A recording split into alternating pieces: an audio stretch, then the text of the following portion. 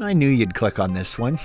You guys are so predictable, man. Elizabeth is a middle-aged woman who works as a teacher at a junior high school. Due to her line of work, one would assume that she is very responsible and caring, but it is the exact opposite. Elizabeth is actually a careless and rude woman who curses at the students and makes them watch movies in class. Most of the time, she is under the influence of either alcohol or narcotics. Elizabeth only has one aim in her life: to marry a rich guy and suck all of his wealth. In short, she is a gold digger. Currently, Elizabeth is dating the son of an extremely wealthy businessman, and things are looking good for her. So, one day, she arrogantly quits her job at the school, as she no longer requires employment. However, when she arrives home, she discovers her boyfriend and his mother waiting for her. In a shocking turn of events, the guy says that he doesn't want to marry her anymore. He has finally realized that Elizabeth only cares about his money and nothing else. All these months, she has stolen money from his wallet, his office, and even his mom's room to buy expensive stuff for herself. Elizabeth tries to explain that this is not the case, but he doesn't listen and angrily leaves. This leaves Elizabeth in a tricky situation. Not only has her dream of becoming rich shattered, but she is also jobless now. Elizabeth tries looking for jobs for a few months, but because she doesn't have much talent, no one hires her. At last, she swallows her pride and rejoins her old employer, the junior high school. On her first day, she bumps into her old nemesis, Amy Squirrel, and the two exchange some insulting words with each other. It is evident that both of them hate one another with a passion. After this, Elizabeth heads to her class, where the students are delighted to see her back. However, she could care less. She doesn't even teach them, and instead starts having her breakfast there. When the students start requesting for a new lesson, she turns on the television and makes them watch Stand and Deliver. Oh, the mystery recapped version, saying that it will help improve their grades. After this, she covers her face with her jacket and falls asleep in the class. During the lunch break, Elizabeth reconciles with her only friend in the school, Lynn, who is also a fellow teacher. The two chat about their lives, and Elizabeth reveals that she is planning to undergo breast enhancement surgery so that she can become more beautiful and attract rich guys, aka sociopaths. Meanwhile, we are introduced to the gym teacher of the school, Russell. Ever since the get-go, he has had a huge crush on Elizabeth, but she never entertains him. This is because he lacks the only quality she looks for in men: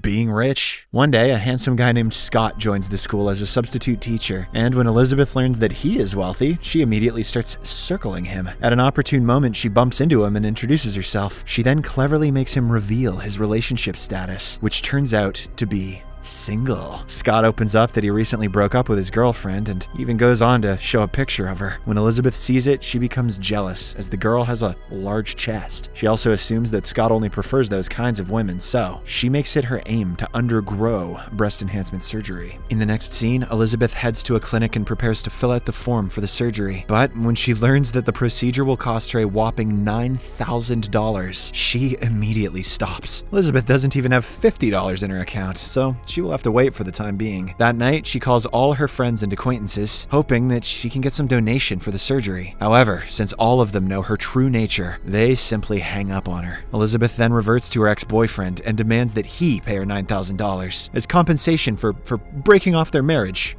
But even he refuses and disconnects the call, much to her frustration. The next morning in class, as Elizabeth is passing the time as usual, one of the students approaches her and inquires if she would like to have her car washed. She further explains that the entire class will be participating in the annual car wash event, which will be a lot of fun. Elizabeth doesn't even listen to her words, but when the student reveals that they earned $6,000 last year, she becomes startled. "Okay, wash my car, children. Buy me some tits." Elizabeth then inquires which teacher is leading them to the event, and to her dismay, she learns that it is none other than her nemesis, Amy. Despite the setback, Elizabeth is unwilling to pass up on such a golden opportunity, so she heads to the principal's office and starts seducing him with her looks. Once he becomes aroused, she requests that he make her in charge of the car wash event instead of Amy. To her delight, he agrees without even thinking twice. The following morning, Elizabeth heads to the event in the most revealing dress that she can find. She then begins washing the cars while also splashing a lot of water on her body. This shocks all the women around, but the men are happy at what they see. Even a policeman gets captivated by her beauty, so much that he crashes his car into another. Elizabeth then demands extra money from the men, claiming that her school is in dire need of extra funds for the students. Surprisingly, the plan works, as by the end of the day, she is able to make around $10,000. Elizabeth gives half of it to the school and secretly keeps the other half for herself. Meanwhile, Amy catches wind of this and angrily goes to the principal. The latter is relieving himself in the toilet, so he is expectedly enraged at the sudden intrusion into his privacy. Amy claims that Elizabeth is stealing from the school funds and demands that she be punished. However, the principal says that he can do nothing until solid evidence is found against her. The next day at school is the annual parent-teacher meeting. As expected, many parents have lined up in Elizabeth's class, as all of them are angry with how their children are being taught. They confront Elizabeth and demand an explanation as to why she never teaches lessons and always plays movies in the class. Also, what gives? Why are you so damn sexy?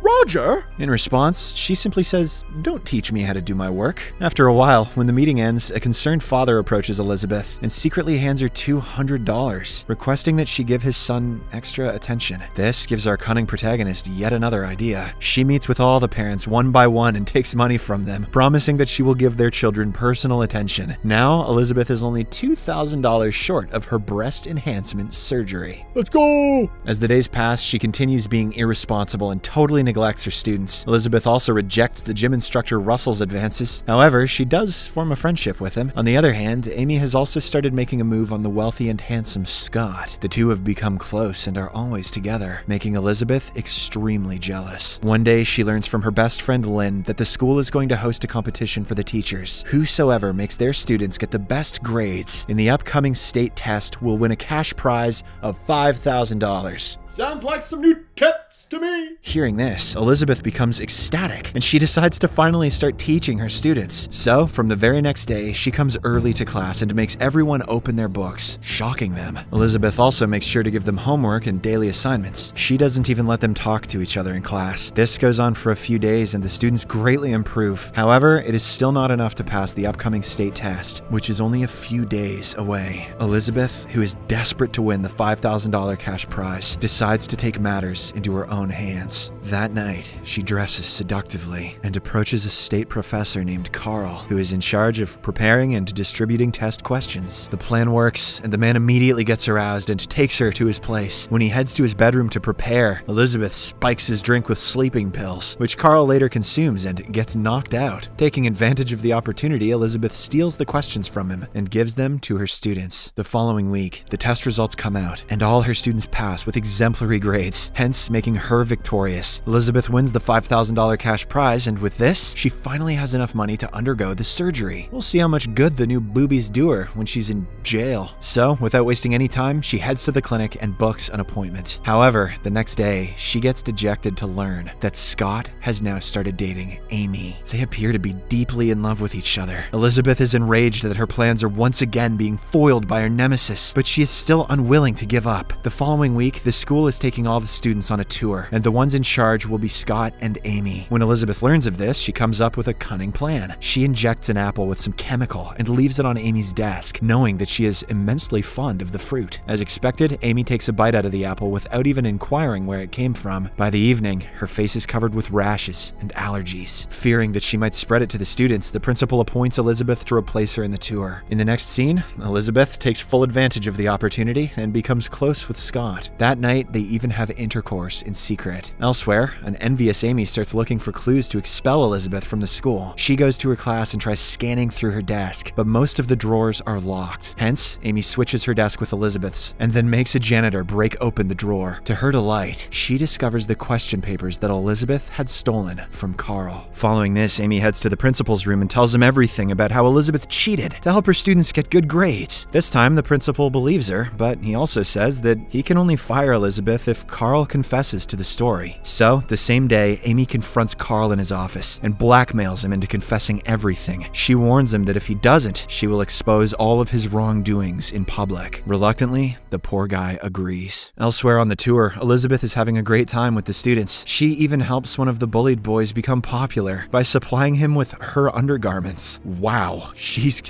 going to jail. When Russell sees this, he becomes greatly impressed. He commends Elizabeth on her generosity and and in response, she compliments his honesty and good looks. Their romantic conversation is rudely interrupted, though, when Amy arrives at the scene and taunts Elizabeth that she is going to be arrested soon. Hearing this, our protagonist realizes that the stolen test papers have been found, so she comes up with a plan of her own. As soon as she heads home, she pays her roommate and orders him to deliver a package to Earl. When the latter receives the package and opens it, he finds several nude pictures of him, which Elizabeth had apparently taken when he was knocked out. Dude, she's going to jail. Now she asks him to make a false confession, and in return, she will keep his photos a secret. This puts Carl in a very tough situation, as both the ladies are blackmailing him with their demands. But after a lot of consideration, he sides with Elizabeth and lies that he has never even met her. Then, Elizabeth herself steps forward and claims that someone in the school had been using narcotics in class. Here, it is revealed that she has already discovered that Amy had switched desks in her absence. While the lowermost drawer contains the test papers, the uppermost one contains narcotics. This drawer is still closed, and Amy has no idea what's inside of it. Because of Elizabeth's claims, several cops storm the school and start searching through all the desks. When it's Amy's turn, the narcotics are found and she is immediately taken into custody. This finally brings an end to the war between the two ladies. In the final scene, Scott approaches Elizabeth and asks her out on a date, expressing that he likes her. But surprisingly, she turns him down. Elizabeth says that she already has someone in her life who is smart, caring, and handsome. She then turns to Russell and kisses him passionately, hence starting their relationship. Elizabeth also cancels her breast enlargement surgery, as she is no longer interested in attracting rich guys. The movie ends as Elizabeth promises to be a serious teacher and help all her students achieve excellent academic grades from now on. But she's still a bad person, and I still think she should go to jail. Subscribe for more videos like this, turn on notifications, and leave a like to help the channel out. Thank you for watching.